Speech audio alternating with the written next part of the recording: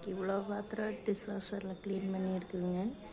இது கோயில் கொண்டு வரணுங்க. நம்ம இந்த மாதிரி வைக்கக்கூடாதுங்க. எல்லா பாத்திரம் வச்ச முன்னாடி இப்படி திருப்பி தான் வைக்கணும். இது சின்ன பாத்திரம் வைக்கிறதுக்குங்க, ஸ்பூன் வைக்கிறதுக்குங்க.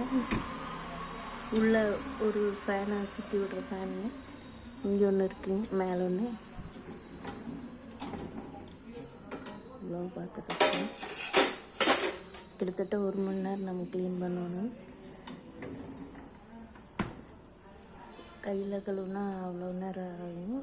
டிஷ் வாஷரில் இவ்வளோ பாத்திரம் 1 மணி நேரம் 3/4 மணி நேரத்தை வேலை நமக்கு மிச்சம் பண்ணி கொடுத்துருக்காங்க. இதில் சோப்பு வச்சு லிக்விடு 2 மூடி ஊற்றணும். ஒரு உள்ள வச்சு வைக்கணும். அது க்ளீன் பண்ணோன்னே தானே திறந்துக்கு. அப்படி சோப்பு ஏதாச்சும் மிஸ்டேக்காக இருந்தால் உள்ளே இதில் விழுந்துக்கு.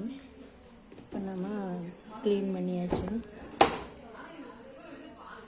மெயின் சுவிட்ச் அங்கே போட்டுட்டு இது ஆன் பட்டனுங்க, இது ஆட்டோங்க, இது ஸ்டார்ட் பட்டனுங்க.